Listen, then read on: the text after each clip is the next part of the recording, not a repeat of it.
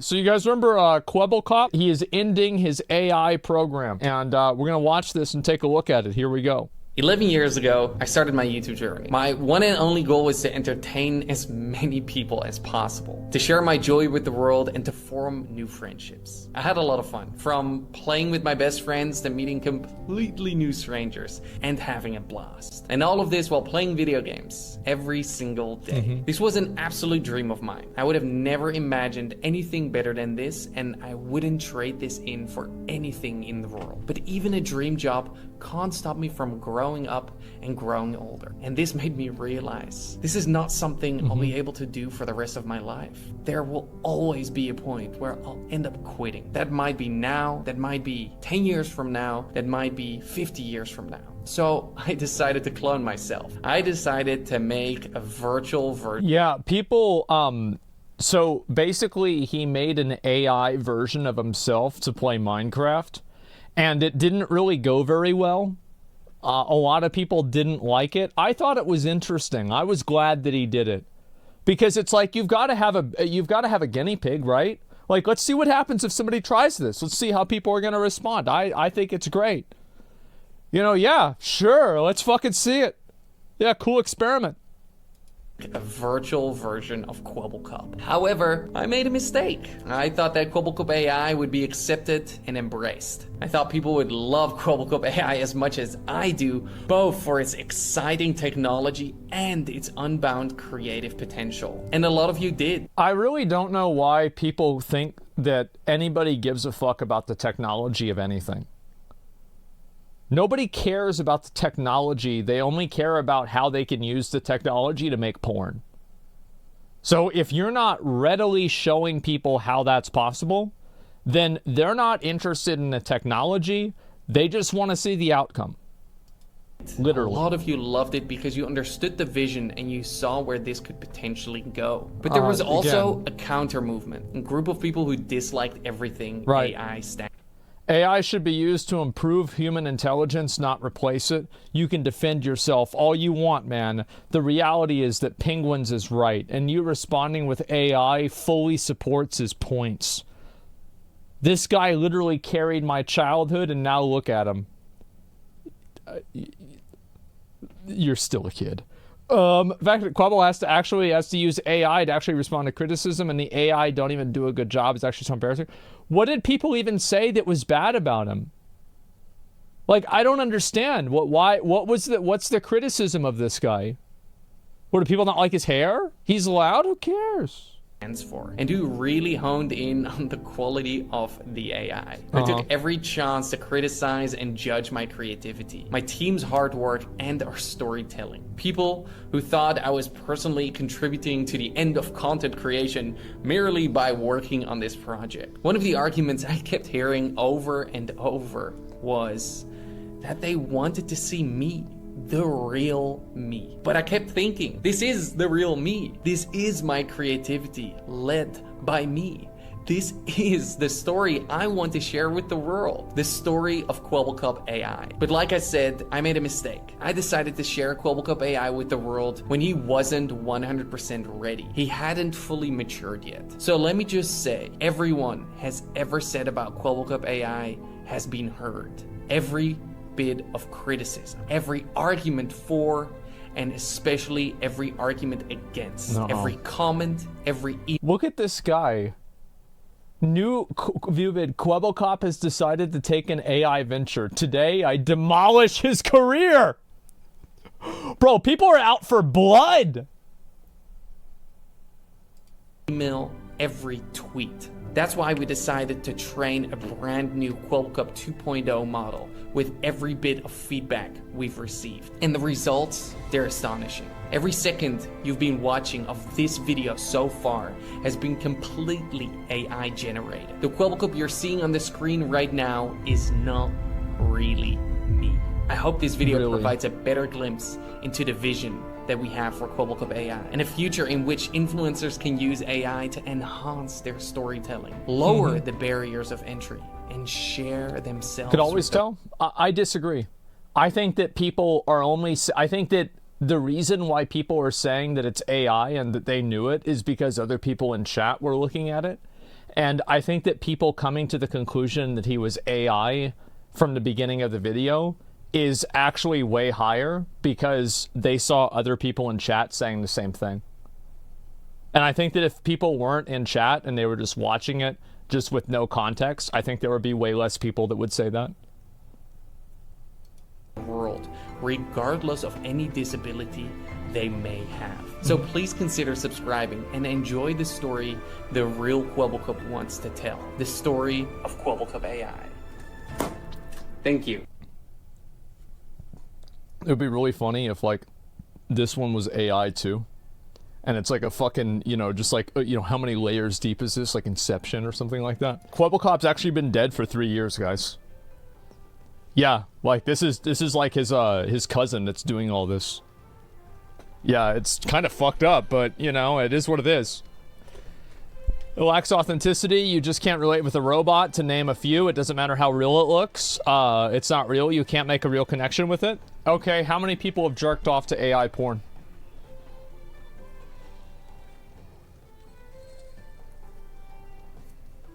Me? Seems like you're wrong. There we go.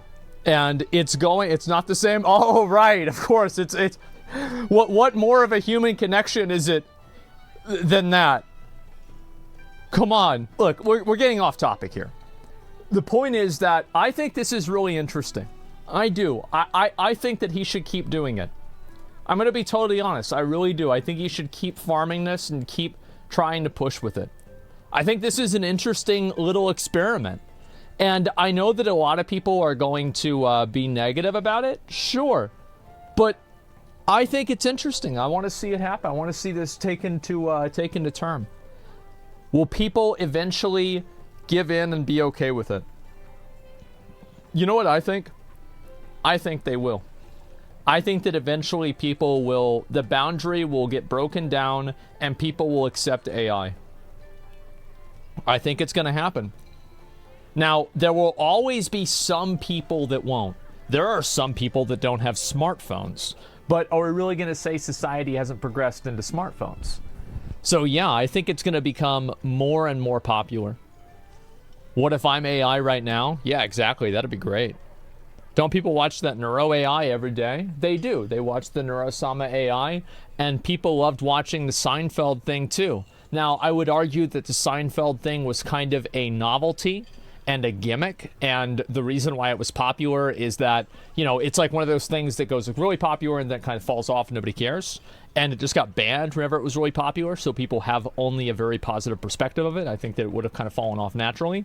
However, I do think that this, in a broader spectrum, will be a lot more popular. Absolutely. At what point can you tell the difference or not? Yeah, I mean, and this is really what it comes down to. Like, I think this is actually very convincing. Now, is it perfect? No, it's not perfect, but I think this is pretty good. I do. I think that this is actually quite good. And it's like 70%? Yeah, and last year it was 40. So what's it going to be in 3 years? It still looks uncanny? I don't really think so. I think it looks fine. Yeah. Yeah, it's really fucking close. Absolutely. The AI lip sync is fucked. Oh, wow. Well, I'm sure they're never going to be able to fix that.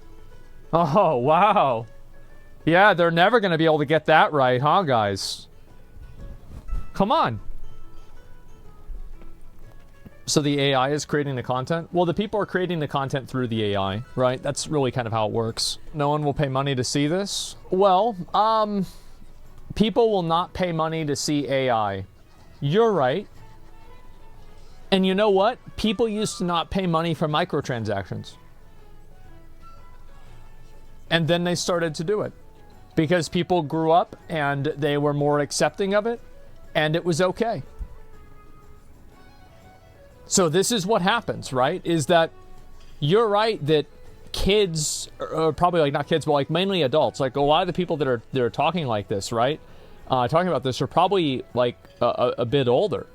So like their perspective is very different because this kind of stuff is, it's appealing to kids primarily. Pornography appeals to our most base instincts. Men can and will masturbate to anything. The moral and ethical ramifications of marketing and replacing the human soul with AI will damn all of humanity. Well, finally. Yeah, we've been waiting on that forever. Is that challenge? Yeah, exactly. There's a huge audio sync problem in the stream for me. I'm on a bus. Maybe the reason. Yeah, and also, like, I've heard syncing problems are bad on Twitch anyway. It's inevitable. You people act like humans are not adaptable to things. Yeah, it's just like, again, like, I think about sometimes, like my dad's 76, right?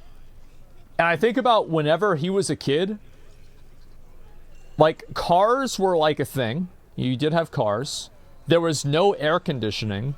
There was no smartphones. There was no anime.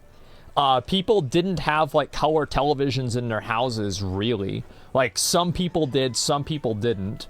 You didn't have video games. You didn't have social networks. You didn't have, like, I'm trying to think, like, all of the little things.